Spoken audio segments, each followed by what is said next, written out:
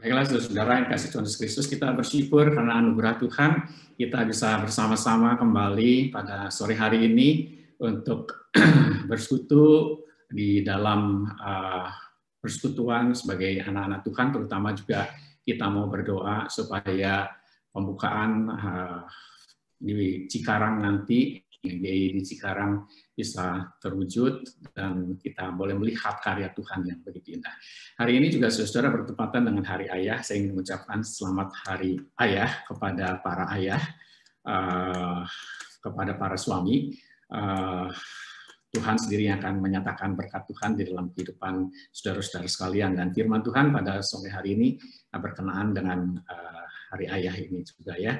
Dan tentunya bukan hanya untuk ayah, tetapi juga untuk kita semua, para istri, para kaum perempuan, untuk bisa mengerti dan memahami tentang pentingnya peran ayah di dalam kehidupan keluarga. Mari saudara, sekali lagi kita masuk di dalam doa. Mari kita berdoa. Kami bersyukur dan terima kasih seperti Bapa sayang anaknya, demikian juga kami ingin menyatakan khususnya bagi para ayah, mengasihi anak-anak yang sudah Engkau anugerahkan kepada kami, dan Tuhan sendiri akan menolong kami semua supaya betul-betul firman Tuhan ini berbicara kepada kami semuanya, dan sungguh-sungguh kami diberkati dengan pemberitaan firman Tuhan ini, dengan kebenaran ini, supaya kami bukan hanya sekedar mendengar, tetapi kami juga bisa melaksanakan di dalam kehidupan kami sehari-hari. Kami bersyukur dan terima kasih untuk waktu dan kesempatan untuk bisa bersekutu pada sore hari ini, dan kiranya Tuhan sendiri akan menolong kami, menguatkan semangat kami untuk tetap memiliki jiwa misi untuk bisa menjangkau orang-orang yang baru, terutama yang ada di Cikarang. Tuhan sendiri akan memimpin dan memberkati kami semua. Terima kasih Bapa, Engkau baik dan sungguh teramat baik. Kiranya Tuhan yang memimpin kami semua. Dalam nama Tuhan kami Yesus Kristus, kami panjatkan doa ini. Amin. Nah, saudara, kita akan memikirkan satu tema tentang transform hearts, transform homes. Ini tema yang diberikan kepada saya. Dalam Maleakhi 4 ayat yang ke-6 dikatakan, maka ia akan membuat hati bapak-bapak berbalik kepada anak-anaknya, dan hati anak-anak kepada bapak-bapaknya, supaya jangan aku datang memukul bumi sehingga musnah.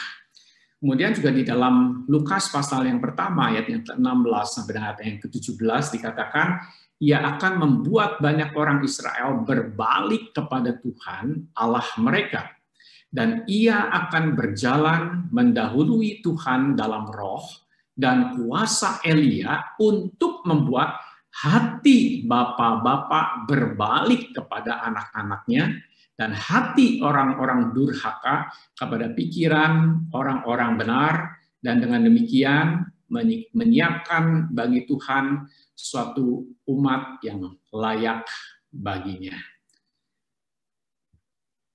Saudara yang dikasih Tuhan Kristus, ada orang yang berpendapat bahwa menjadi laki-laki itu ditentukan Tuhan, namun menjadi seorang ayah yang baik adalah pilihan dan keputusan kita.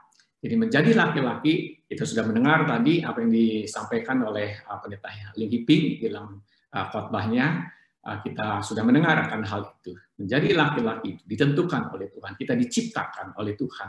Namun menjadi seorang ayah yang baik adalah pilihan dan keputusan kita. Dan keputusan-keputusan yang diambil oleh seorang ayah akan sangat menentukan tentang kehidupan keluarga, dan sangat mempengaruhi akan keadaan dan kondisi daripada keluarga itu. Pertanyaannya, saudara-saudara, kalau seorang laki-laki, seorang suami, seorang ayah itu memegang peranan penting dalam satu keluarga, pertanyaannya adalah, bicara soal ayah, apa yang ada dalam hati pikiran saudara tentang ayah saudara? Adakah saudara memiliki figur ayah yang ideal? Ini adalah satu pertanyaan yang sangat penting sekali. Saya yakin dan percaya bahwa akan banyak hal yang ada dalam hati pikiran saudara tentang ayah saudara pada saat sekarang ini. Ada banyak hal bagaimana pengaruh ayah saudara dalam kehidupan saudara. Ada pengaruh yang baik, tetapi juga ada pengaruh yang mungkin tidak baik. Nah, saudara, seorang yang bernama Randy Carlson di dalam bukunya Father Memories, dia mengatakan seperti ini. Kenangan tentang ayah yang Anda miliki saat ini mengandung perasaan yang Anda miliki semasa kanak-kanak. Itu tidak menjadi masalah. Emosi ini sama pentingnya dengan kenangan itu sendiri. Tetapi tatkala kita mengaktifkan kenangan itu, kita harus waspada supaya tidak jatuh ke dalam perangkap, yakni godaan untuk memakai kenangan itu untuk menyalahkan orang lain. Saudara, saya yakin saudara punya kenangan tentang ayah yang saudara miliki. Dan saudara mungkin juga memiliki perasaan-perasaan yang saudara miliki pada waktu masa kanak-kanak, bahkan saudara masih saudara rasakan hingga sekarang. Sekalipun mungkin saudara sudah menikah, bahkan sudah menjadi seorang ayah. Sebenarnya kenangan tentang ayah kita di masa lalu yang mempengaruhi diri kita dan masih kita ingat sampai sekarang ini, itu tidak menjadi masalah. Itu sudah menjadi bagian daripada kehidupan kita. Tetapi jangan sampai pada waktu kita mengaktifkan kenangan itu, mengingat kenangan itu, karena kenangan itu pasti ada hal yang baik, ada hal yang buruk, ada suka, ada duka. Kita harus waspada supaya kita tidak jatuh ke dalam perangkap. Yaitu apa? Godaan. Untuk apa? Untuk memakai kenangan itu, peristiwa itu, kejadian itu, untuk menyalahkan orang lain. Terutama menyalahkan tentang ayah kita, menyalahkan tentang situasi kondisi, dan seterusnya, dan seterusnya. Saudara-saudara yang kasih Tuhan Kristus, ini menjadi sesuatu hal yang sangat penting. Banyak orang yang pada saat sekarang ini tidak bisa lepas daripada situasi kondisi buruk yang dihadapi, yang menimbulkan traumatis yang begitu berat di dalam kehidupan seorang anak yang sampai dewasa, yang sampai dia sudah menikah pun, itu begitu mempengaruhi akan keadaan dirinya. Ada banyak kaum pria yang tidak bisa mengambil keputusan yang tegas, yang jelas. Oleh karena apa? Oleh karena pengaruh daripada kondisi ayahnya. Tentang peristiwa kejadian-kejadian yang membuat dia sulit sekali untuk bisa mengambil keputusan-keputusan itu. Ditambah mungkin juga dengan keberadaan ibu yang sangat dominan. Itu akan sangat mempengaruhi kondisi psikis daripada orang tersebut hingga pada saat sekarang ini. Nah, saudara, itulah sebabnya kita perlu hati-hati dengan hal ini, dan kita perlu untuk bisa menjaga hati pikiran kita, supaya kita tidak terpengaruh oleh kenangan-kenangan masa lalu yang traumatis itu, yang masih mempengaruhi, mengendalikan, dan mengontrol diri kita hingga pada saat sekarang ini, sekalipun kita sudah dewasa, sekalipun kita sudah menjadi seorang suami, sebagai seorang ayah. Nah, saudara, ini Gubernur Jatim sekarang. Dulu dia sebagai mantan Menteri Sosial, dia mengatakan bahwa Indonesia adalah negara peringkat ketiga di dunia yang anak-anaknya tidak merasakan kehadiran ayah atau bapak. Dia mengatakan survei memang bicara begitu. Sampai-sampai anak-anak mengatakan bahwa we are fatherless country.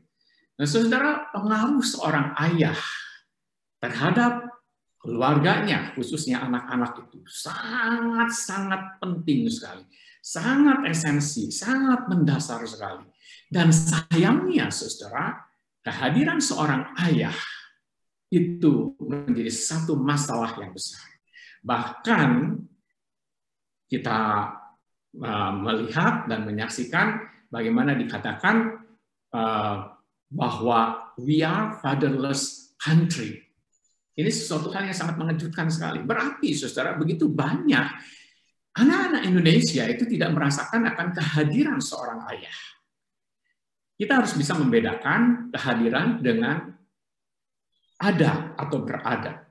Filsuf Gabriel Marshall, dia mengatakan bahwa antara ada dan hadir itu dua hal yang berbeda. Ada, saudara ada nih pada saat sekarang ini. Saudara ada, ya, saudara mengikuti acara ini di Zoom ini, ada secara fisik, ya, sekalipun mungkin ada yang ditutup layarnya, ya. Tetapi belum tentu hadir. Hadir itu artinya apa? Saudara mendengar, saudara mengamati, saudara menyimak apa yang saya sampaikan. Ya. Nah, hadir itu adalah antara saya dan engkau itu menjadi kita. Ada interaksi, ada komunikasi, ada hubungan, ada relasi. Itu yang namanya hadir. Nah, saudara, saya sendiri agak susah nih untuk bisa bicara seperti ini kepada saudara melalui Zoom ini. Apalagi yang nggak kelihatan orangnya, begitu sulit. Tadi saya terganggu sedikit konsentrasi saya tentang menyebutkan Gabriel Marcel aja. Itu susah karena saya terganggu, begitu ya. Sulit untuk bisa berkomunikasi seperti ini. Ada, tetapi tidak hadir. Itu yang menjadi problem. Sehingga akhirnya apa? Ini menjadi satu persoalan. Bahwa ayah fisiknya ada, tetapi dia tidak hadir, tidak pernah berkomunikasi, tidak pernah berinteraksi, tidak pernah sharing life, tidak pernah ada curhat antara ayah dan anak itu, berbagi pengalaman, nggak ada. Itu menjadi satu masalah. Itulah sebabnya we are fatherless country, hanya seperti itu. Jangan-jangan ada banyak juga di dalam keluarga-keluarga Kristen, ya, di jemaat kita juga yang fatherless. Nah, saudara, ini kasih Tuhan Yesus Kristus.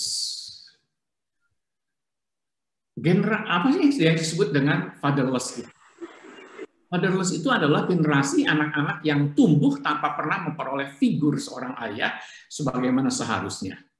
Anak-anak tersebut tidak pernah merasakan pengaruh, hubungan, dan peran seorang ayah yang positif dan yang dapat dijadikan model sebagai landasan bagi pembentukan karakter atau kepribadian anak. 3 hal yang sangat penting di sini, yaitu apa? Masalah figur. Kedua, masalah influence, pengaruh. Ketiga, masalah model. Banyak saudara, anak-anak pada saat situasi kondisi seperti sekarang ini, itu banyak yang kehilangan figur ayah dan tidak merasakan lagi pengaruh seorang ayah di dalam kehidupannya. Bahkan mungkin pengaruh ibu yang dominan yang begitu mempengaruhi dia. Dan tidak ada model dari seorang ayah di dalam kehidupannya. Coba kita perhatikan, saudara, yang paling menonjol di dalam masyarakat kita sekarang ini, di dalam keluarga-keluarga, pengaruh kaum perempuan, pengaruh ibu itu begitu sangat luar biasa.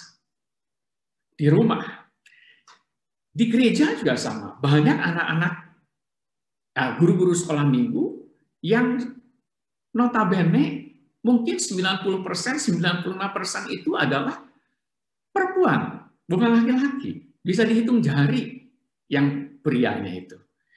Di sekolah Kristen juga sama. Banyak guru-guru yang wanita, bukan pria. Saya kuliah di Universitas Atmajaya, jurusan Fakultas Pendidikan. Dan hampir 90% itu mahasiswanya dulu itu wanita. Hanya 10% mungkin yang pria. Nah, saudara, ini akan menimbulkan ketidakseimbangan. Karena ini penting sekali figur seorang ayah, seorang laki-laki, seorang pria di dalam pendidikan itu, di dalam relasi itu. Dan bukan hanya seorang figur, tetapi juga punya pengaruh. Saudara, ada seorang anak muda, anak SMA, setelah mendengar ceramah saya, dia lalu minta waktu kepada saya untuk bicara. Lalu dia katakan seperti ini, dia cerita tentang ayahnya. Dia katakan, saya dengan ayah saya, sampai hari ini, dalam hal komunikasi, 1 hari paling cuma 5 menit. Seumur hidup saya paling cuma 5 menit. Saudara bisa bayangkan. Saya bilang, apa yang dibicarakan dalam 5 menit? Cuma, udah makan? Mau kemana? Hanya itu. Tidak pernah bicara dari hati ke hati. Nah, saudara, dia sambil menangis, dia mengatakan, saya ingin sekali punya ayah yang punya pengaruh, yang memberikan pengaruh yang positif kepada saya, tetapi saya tidak mendapatkan akan hal itu. Saya berusaha untuk bisa menarik perhatian daripada ayah saya, Dengan apa? Dengan cara saya membuat prestasi di sekolah saya. Dia katakan saya selalu ranking 1. Tetapi tidak pernah ayah saya memperhatikan hal ini, memperdulikan hal ini. Jadi dia katakan, sampai hari ini, sampai saya SMA, saya tidak pernah punya figur, tidak pernah punya pengaruh, tidak pernah punya model seorang ayah di dalam kehidupan saya. Faktor penyebab tentang fatherless adalah anak-anak menjadi yatim sejak kecil karena ayah mereka meninggal. Ada banyak yang seperti itu. Ada perceraian ayah dan ibu sehingga mereka tidak lagi hidup bersama dalam sebuah keluarga. Ini juga marak terjadi. Perceraian ini menjadi satu problem, satu isu yang begitu besar. Ayah yang terlalu sibuk dengan pekerjaan sehingga tidak dapat memberikan waktu, perhatian, dan kasih sayang cukup kepada anak-anak. Ayah itu hanya sekedar berada, being, tetapi tidak hadir, present, seperti tadi saya katakan. Nah, saudara, ini menjadi faktor penyebab. Itulah sebabnya, dalam hal ini, saudara, kita mau mendengar apa yang firman Tuhan katakan, apa yang mau disampaikan oleh Tuhan kepada kita semua, khususnya di hari ayah ini, khususnya kepada para ayah, apa yang harus kita lakukan. Maleakhi 4 ayat yang ke-6 dengan jelas mengatakan, maka ia akan membuat hati bapak-bapak berbalik kepada anak-anaknya dan hati anak-anak kepada bapak-bapaknya. Hati bapak-bapak berbalik kepada anak-anak dan itu ditambah hati anak-anak kepada bapak-bapaknya. Lihat di sini. Urutan yang pertama adalah hati bapak-bapaknya dulu berbalik kepada anak-anaknya. Berarti kalau hati anak-anak mau berbalik kepada bapaknya, mau untuk bisa memiliki hubungan dan relasi dengan bapak-bapaknya, maka dimulai dari hati bapak-bapak untuk berbalik, untuk kembali kepada anak-anaknya. Pertanyaannya adalah, kenapa? Ada apa dengan para bapak-bapak? Apakah mereka sudah berpaling atau meninggalkan anak-anak? Apa sih yang sudah dilakukan oleh para bapak? Ini menjadi satu pertanyaan yang sangat penting sekali. Dan kita melihat, saudara, di dalam sejarah, maka kita melihat ada begitu banyak bapak-bapak, dan terutama di dalam tradisi, bapak itu punya peranan dan memegang peranan yang sangat penting sekali. Segala sesuatu itu ditentukan oleh bapaknya. Bahkan seorang bapak itu bisa menolak seorang anak dan bisa menerima seorang anak. Kalau dia tidak suka dengan anak itu, dia bisa menjual anak itu kepada yang lain. Bahkan bisa dijadikan sebagai budak. Bahkan bisa membunuh anak itu. Nah, saudara, ini menjadi sesuatu hal yang tidak mudah. Banyak, itu sebabnya Paulus juga dalam Perjanjian Baru katakan, janganlah bapak-bapak itu menyakiti hati anak-anaknya. Ini menjadi satu problem yang besar, saudara. Ada banyak dosa para ayah. Sorry to say, saya juga sebagai seorang ayah. Karena apa? Tidak ada ayah yang sempurna. Ada banyak ayah yang melakukan kesalahan. Ada banyak ayah yang melakukan tindakan-tindakan dan perbuatan yang tidak baik di dalam kehidupan dirinya sendiri, sehingga anak melihat tentang kehidupan seorang ayah yang antara perkataan dengan perbuatannya itu ada jurang yang dalam. Tidak ada kesatuan antara yang dikatakan dengan perbuatannya.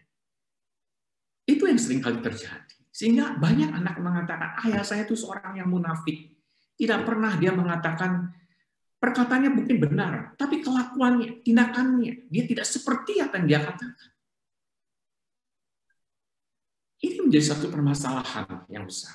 Ada seorang ayah yang hidupnya itu hanya sibuk, dan tidak pernah memberikan perhatian, memberikan waktunya untuk anaknya.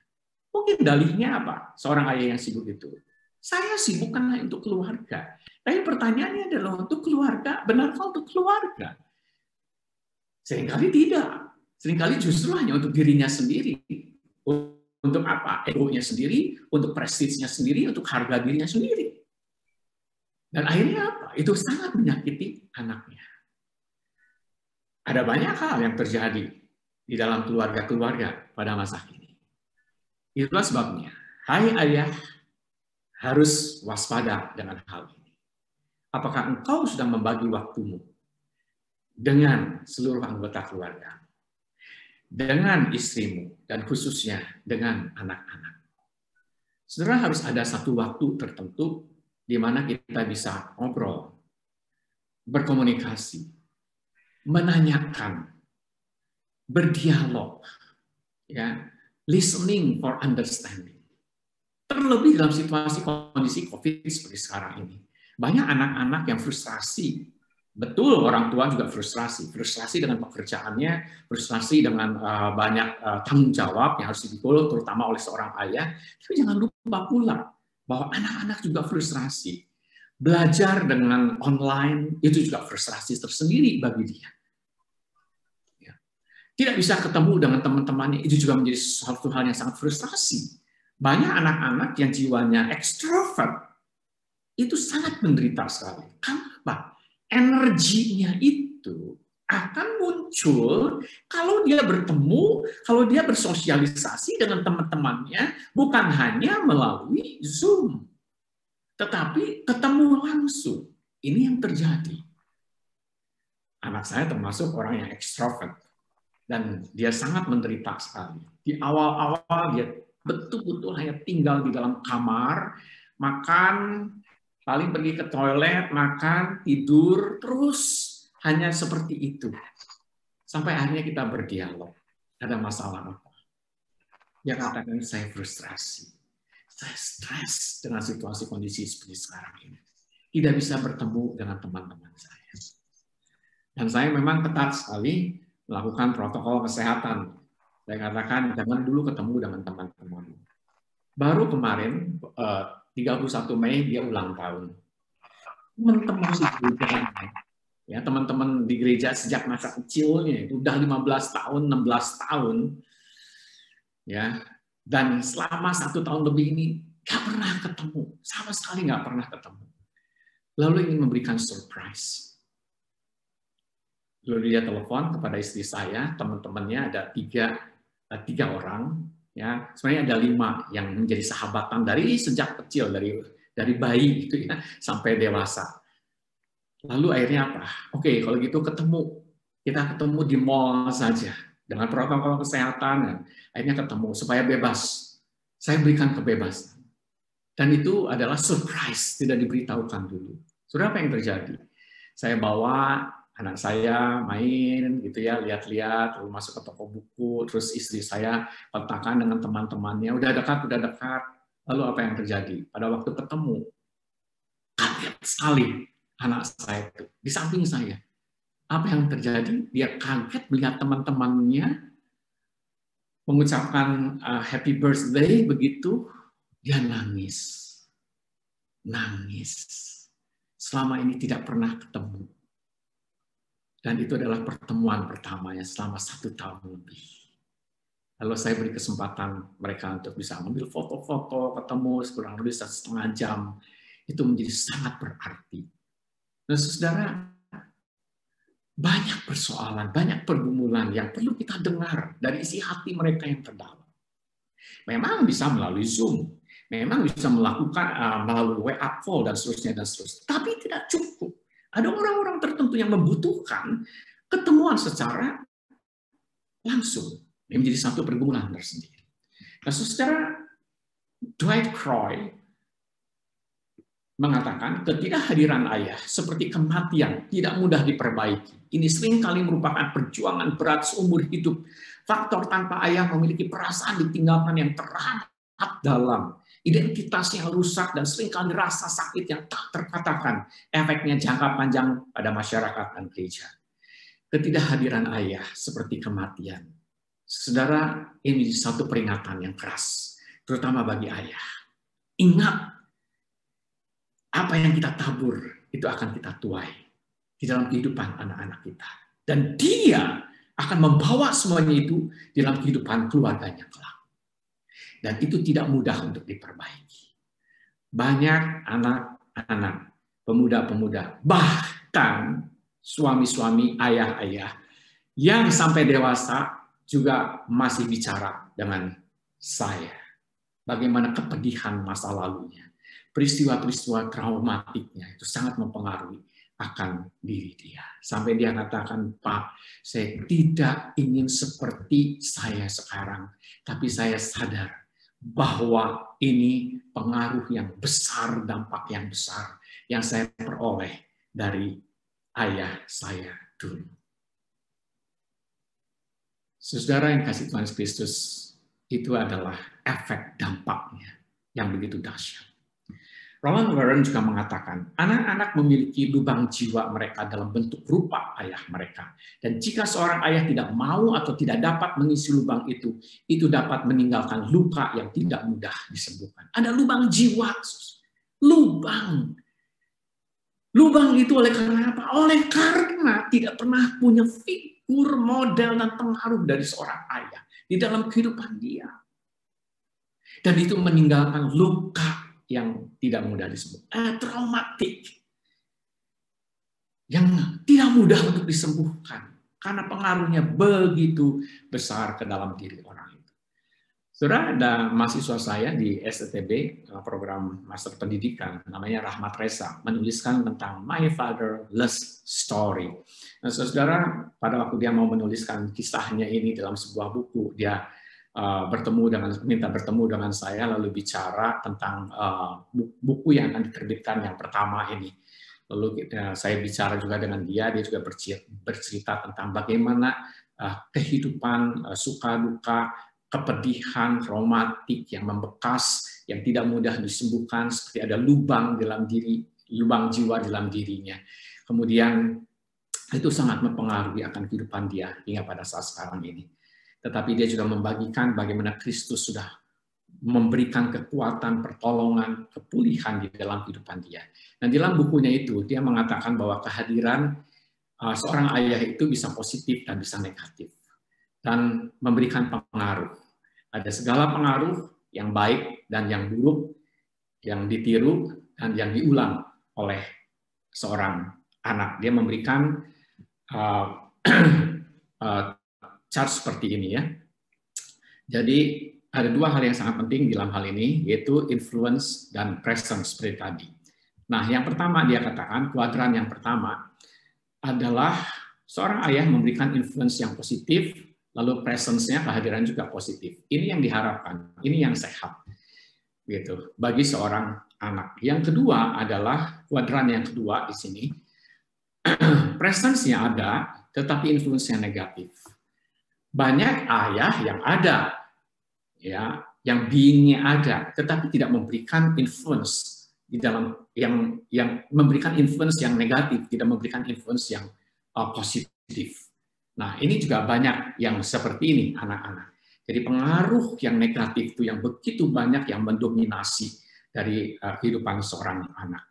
Kemudian yang kuadran yang ketiga adalah influence-nya positif, tapi presence-nya tidak ada. Influence-nya positif, mungkin ayahnya sudah meninggal, tetapi masih punya kenangan ayah yang begitu kuat di dalam diri anak ini.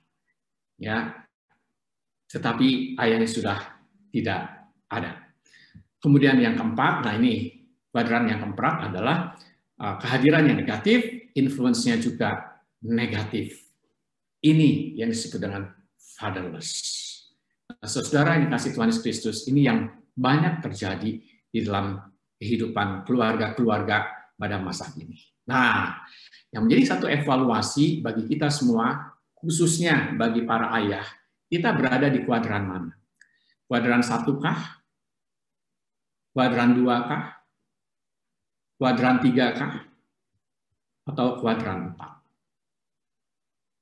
Ini menjadi satu pertanyaan yang sangat penting sekali bagi kita. Karena apa? Karena dampaknya, efeknya itu begitu kuat, begitu dahsyat dalam kehidupan anak-anak kita. Dan sebabnya kita harus waspada, kita harus aware dengan situasi kondisi yang ada. Bagaimana relasi kita dengan anak-anak kita? Bagaimana interaksi kita? Apakah kita sudah mengerti, memahami tentang kehidupan anak-anak kita? Ini menjadi sesuatu hal yang sangat-sangat penting sekali untuk kita semua, untuk bisa kita pahami dan kita mengerti. Nah, saudara, hari ini, hari ayah, saya lihat IG-nya. Saya masih melihat ya IG, Instagram, story dari anak saya. Karena saya ingin tahu apa yang dia mau ungkapkan dan nyatakan di dalam banyak hal. Hari ini, dalam rangka Father's Day, dia mengatakan bahwa Happy Father's Day, bahwa saya punya seorang ayah yang terbaik di dalam kehidupan dia. Wah, itu menjadi sesuatu hal yang bagi saya satu bertanya, apakah memang saya sudah menjadi ayah yang terbaik bagi dia? Yang kedua adalah apa yang harus saya lakukan untuk yang terbaik lagi untuk dia. Nah, saudara yang kasih Tuhan Kristus, ini juga menjadi satu evaluasi bagi kita semua. Dr. Ken Canfield, dia mengatakan seorang ayah memiliki kuasa, power yang luar biasa. Tentang ini ia tidak punya pilihan, baik atau buruk, dengan kehadiran atau ketidakhadirannya, bertindak atau tidak bertindak, apakah kasar atau tidak, faktanya tetap seorang ayah adalah salah satu makhluk yang paling berkuasa di muka bumi. Paling powerful. Itulah sebabnya firman Tuhan juga katakan bahwa seorang laki-laki itu sebagai seorang kepala keluarga. Kepala itu powerful sekali. Segala keputusan-keputusan yang diambil. Seorang kepala. Tadi kita sudah mendengar kesaksian dari Pendeta Hiping. Bagaimana dia mengambil satu keputusan dan tidak mudah sebagai seorang kepala. Dia harus mengambil keputusan itu. Nah, saudara, saya yakin dan percaya. Saudara juga sebagai seorang kepala, sebagai seorang ayah, maka saudara banyak mengambil keputusan-keputusan. Jangan lupa evaluasi keputusan-keputusan itu. Apakah keputusan itu sudah benar? Benar atau salah? Keputusan itu baik atau buruk? Keputusan itu tepat atau tidak tepat? Karena apa? Saudara punya power. Jangan lupa, jangan sampai menyalahgunakan power, kuasa, authority yang sudah Tuhan berikan kepada laki-laki, kepada kaum pria, kepada para ayah. Saudara yang dikasih Tuhan Yesus Kristus, ada 3 tugas utama ayah. Richard Haverson yang mengatakan. Yang pertama, di dalam hal ini, seorang ayah haruslah mengajar anaknya tentang Tuhan. Nah, ini penting sekali.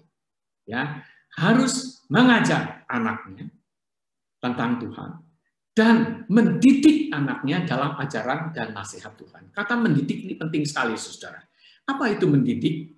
Ya, mendidik itu di dalam bahasa Ibrani itu digunakan kata canak yang memiliki 2 arti. Yang pertama adalah mendidik itu membasahi langit-langit untuk membuat keinginan. Jadi seorang anak Yahudi waktu dia lahir dibantu oleh seorang bidan, maka bidannya itu akan mengoleskan sari buah dengan telunjuknya itu dan ditempelkan ke bibir anak itu. Supaya apa? Supaya si anak yang baru lahir itu mau menyusui. Ya, jadi artinya apa? Menstimulir anak itu untuk mau menyusui. Nah, seorang ayah juga harus mendidik. Dalam artian apa? Menstimulir anaknya itu untuk bisa dan mau belajar kebenaran firman Tuhan. Ini adalah tugas yang sangat penting dari seorang ayah. Dari sejak kecil harus betul-betul mau membacakan cerita untuk anak-anak yang masih kecil, ya, cerita tentang firman Tuhan kepada anak-anak kita. Bahkan sudah dewasa pun kita bisa share tentang kebenaran firman Tuhan. Kita bisa melihat dalam kondisi sekarang, mendengar khotbah, melihat YouTube tadi, kita juga bisa diskusi tentang firman Tuhan dengan anak kita. Kita bisa berdialog, kita bisa menanyakan kalau begitu apa yang kita harus perbuat, apa yang harus kita lakukan supaya firman itu menjadi bagian dalam kehidupan anak-anak kita. Peranan seorang ayah itu sangat penting. Tetapi masalahnya adalah seringkali bukan ayah, tetapi ibu. Banyak ayah-ayah Kristen yang lebih pasif dan tidak proaktif di dalam hal ini. Seolah-olah hal yang berkaitan dengan rohani itu adalah tugas dan tanggung jawab seorang ibu. Padahal firman Tuhan mengatakan bahwa pendidik primer yang paling utama dan terutama adalah seorang ayah. Yang kedua, seorang ayah haruslah mengambil peran sebagai pimpinan dalam keluarganya. Pimpinan, kita ini sebagai seorang pemimpin, seorang leader. Ya. yang punya peran yang penting. Tunjukkan peran kita itu. Peran sebagai apa? Hari Rabu kemarin saya diminta oleh Gay Bonjati untuk bicara tentang man as provider. Sebagai seorang provider, sebagai seorang penyedia. Penyedia apa? Penyedia dalam kebutuhan secara financial, secara ekonomi. Seorang laki-laki harus kerja untuk bisa menyediakan apa yang dibutuhkan oleh seluruh anggota keluarganya. Dalam satu percakapan di dalam kelas katekisasi pranikah, saya agak kaget juga pada waktu bertanya, apa pekerjaanmu kepada seorang calon ya peserta katekisasi itu. Lalu dia katakan, saya mau jadi ini aja deh Pak, saya mau jadi bapak rumah tangga. Maksudnya bapak rumah tangga? Ya maksudnya adalah biar istri saya saja yang kerja, saya lebih baik jadi bapak rumah tangga. Gantian peran. Sebenarnya ini sesuatu hal yang sangat mungkin ini menjadi sesuatu isu yang mulai muncul sekarang ini. Karena apa? Banyak tuh, tidak sedikit loh, pria-pria sekarang yang tinggal di rumah. Lalu istri-istri yang bekerja. Ini menjadi sesuatu isu yang mungkin suatu saat nanti akan menjadi satu masalah yang besar. Apalagi banyak sekarang perempuan-perempuan yang gajinya, salarinya lebih tinggi daripada suaminya. Daripada salary saya yang kecil seperti ini dibandingkan dengan kamu, terus anak-anak terlantar, ya sudah saya saja yang tinggal di rumah. Itu juga menjadi satu isu tersendiri. Yang ketiga, saudara, ayah haruslah bertanggung jawab atas disiplin. Ya, dengan demikian itu menjadi seorang figur otorita. Disiplin, kita betul mengasihi anak kita, tetapi mengasihi bukan berarti harus memberi semuanya sesuai dengan keinginan anak, memanjakan anak, tidak. Tapi disiplin ini kita harus dengan jelas, tegas mengajarkan mana yang boleh dan mana yang tidak, mana yang baik dan mana yang benar, mana yang tepat, mana yang pantas dan mana yang tidak pantas kepada anak-anak kita. Dan ajar anak kita untuk menumbuhkan kesadaran untuk bisa mengerti dan bisa memahami semuanya itu. Saudara, kalau kita menghadapi satu permasalahan dengan anak-anak kita, mungkin kita sebagai seorang ayah, ada banyak kelalaian, ada banyak kesalahan, kita mengakui bukan ayah yang sempurna, saya juga mengakui saya bukan ayah yang sempurna, ada banyak kesalahan yang mungkin diperbuat, dan kesalahan itu juga mungkin mengulang, kesalahan-kesalahan yang pernah dibuat, jangan lupa untuk mengalami perubahan. Pertobatan itu berbalik arah. Renal Ghazali di dalam bukunya Change, dia mengatakan, tak peduli berapa jauh jalan salah yang Anda jalani, putar arah sekarang juga. Putar arah sekarang juga. Saudara, ini menjadi sesuatu hal yang sangat penting sekali. Putar arah sekarang juga. Jika engkau sudah melakukan kesalahan terhadap anak-anakmu, jika engkau sudah tidak memberikan figur, pengaruh, model yang baik, yang benar, yang tepat untuk anak-anakmu, bertobatlah, adakan perubahan di dalam kehidupan engkau. Putar arah sekarang juga. Nah, saudara, Little House on the Prairie ini satu film yang lama sekali, saya sangat senang sekali film ini, dan memberikan satu contoh bagaimana keluarga yang ideal. Keluarga yang ideal itu bukan berarti keluarga yang tanpa permasalahan. Kalau melihat film ini ada banyak permasalahan, konflik-konflik, kesusahan, ada tawa, ada tangis, tetapi saya melihat ada figur seorang ayah yang sangat kuat di dalam film ini. Yang boleh dikatakan, katanya laki-laki yang mendekati kesempurnaan.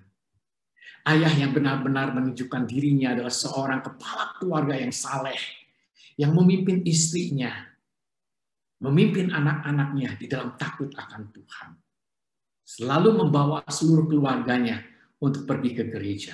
Selalu untuk mengajarkan tentang pengampunan kepada orang yang bersalah. Selalu untuk belajar sabar. Selalu untuk menunjukkan mana yang benar dan mana yang salah. Ayah yang mau bercerita sebelum anaknya tidur. Anak-anak yang senang dengan home. Karena apa? Home itu homey. Ada kehangatan, merasa comfort. Ada ayah dan ibu merasa tenang, merasa nyaman. Bukan ada ayah dan ibu merasa tidak tenang, merasa tidak nyaman. Banyak anak-anak yang seperti itu. Lebih baik papa mama nggak ada di rumah. Saya bisa bebas sebebas-bebasnya. Melakukan apa saja. Lalu ada ibu yang bangga akan anaknya. Home adalah suatu tempat yang menyenangkan. Menjadi pertanyaan kita, apakah home, rumah tangga kita, rumah kita semua, adalah tempat yang menyenangkan bagi seluruh anggota keluarga kita, bagi istri, bagi anak-anak? Ini menjadi satu pertanyaan yang sangat penting sekali. Itulah sebabnya John Maxwell memberikan satu peringatan dan menyatakan dengan tegas, dia mengatakan, everything rises and falls on leadership. Segala sesuatu bangkit dan jatuh pada kepemimpinan. Kepemimpinan dari seorang pemimpin dalam konteks rumah tangga, seorang suami, seorang ayah. Banyak seorang suami, seorang ayah sebagai leader, but without leadership. Seorang pemimpin, tetapi tanpa kepemimpinan.